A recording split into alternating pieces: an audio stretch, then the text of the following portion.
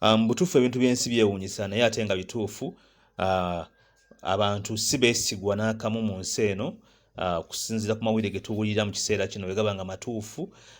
kubanga tuzze tubeera ku social media nga bitambula abantu abyogeddeko bangi nnyo kitabika era bituufu kubanga awali omukka tewabula muliro. Bwe tujjukirako emabega awo mukyala Shaida Gashumba bwemma mujjukira bulungi incident yasookera ddala yali ya kitaawe kubeera nga yamukuba olunaku luyakomawo ekiro ng'atamidde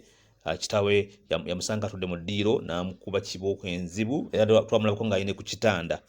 Ebiseera ebyo baafuna obutakkaanya ye ne kitaawe naye ng'era omuntu eyamukubya ng'akomyewo ekiro ekyo ng'atamidde yali mwami we gw'ayita God's Plan bwemma mujjukira olwo baali batandika era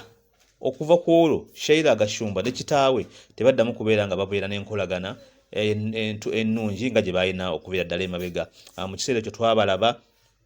nga Shaila Gashumba yakwata ekkubo n'agenda n'atandika okubeera ne God's Plan yonna gye baatambula ne bagenda na yonna gye basobola okubeera nga bakola ki nga batuuka. Mukulu Gashumba n'abeera nga agugulana n'omusajja oyo agezaako okumuvunaana okubeera nga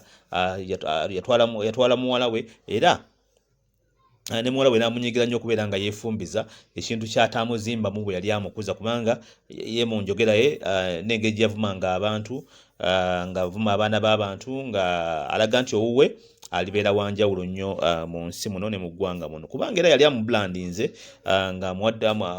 buli kintu kyonna kale ng'omuzadde omwana ono akimufuniddeko afunye emirimu egy'amaanyi afunye eziddiiro ez'amaanyi ennyo mu Africa ero naye walala wangi nnyo gye yalinga akola ng'afunye eziddiiro z'obulango. Naye mu kiseera ekyo okumanya omukwano muzibe omwana ono Shaila Gashumba bwe yafuna omwami God's Plan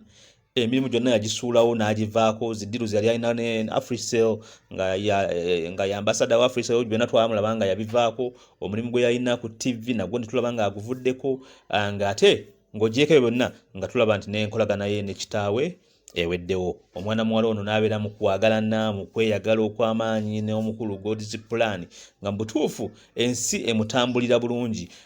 Temwerabira nti Shaila Gashumba ne bwe twogera essaawa zino alina ttatu y'omwami we ku mubiri gwe yagikuba ku mubiri gwe ttatu y'omwami we ku mubiri gwe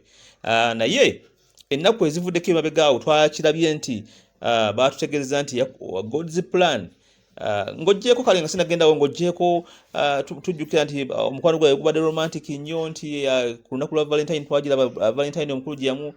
yamuthrowingira ne tulaba birthday party ya Shaila Gashumba bwe yafaanana n'ennaku endala ennyingi zibadde nnyingi nnyo ebintu bingi nnyo omukulu God's Plan yazenga akolera Shaila Gashumba. Tetumanyi ddala kiki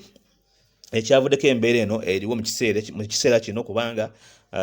ebigambo ebitambula ku social media wonna biraga nti omukulu God's Plan yakubye bubi nnyo muwala Shaila Gashumba n'okutuuka nti yagenze ku kitanda nga ali bubi era mukulu God's Plan n'akwatibwa n'ateekebwa mu akaduukulu ke yavuddemu ndowooza olunaku olwaleero wabula olwavudde mu kaduukulu bw'ati ekintu kyasookeddeko okukola kyabadde kimu abafollowing ebintu bino mu kijulira ekintu kyasookeddeko okukola kwe kugenda ku Instagram ye n'aggyako ebifaananyi byonna bye yeekubya ne Shaila Gashumba byonna buli kifaananyi kye yapostinga ne Shaila Gashumba yakiggyeko ku Instagram ye n'akiyiwa wansi ekiraga nti embiranye y'amaanyi nnyo egenda mu maaso wakati w'abantu bano. Tutegeezeddwako bizze bitambula tutegeezebwa nti mu kiseera kino mukulu ono wakubidde Shaila Gashumba obubi nnyo bw'atyo omukyalo ono yabadde alina olubuto olw'emyezi egitannategeerekeka naye mbu olubuto nalwo lwakoze eki lwavuddemu. Bannange ebintu bino by'omukwano si byangu tetugenda kusala musango gwa kawala nga tetunnawuliza gwa kalenzi naye nga ekiriwo ffe kyetubadde sayidi gye tumanyi eya Shaila Gashumba obulungi engeri gy'azze nga atambulamu mu bulamu bwe ne kitaawe n'engeri gye yalemu okuwuliza kitaawe ne kitaawe engeri gye yamunyiigiramu n'ebintu engeri gye yabivaako byonna bwonna kitaawe bye yamupulaningira mu butuufu kirabika kitaawe teyasanyuka mu mbeera y'omuwala ono gye yagenda era n'amulekera Katonda amumukwatireko. Mu kiseera kino tulabye nti omuzadde ndowooza bw'abanga takutadde mu mirembe ebintu ebizibu bingi nnyo by'oyinza okufuna mu nsi naye nga biva ku kubeera nti omuzadde yagamba nti kale genda oliraba.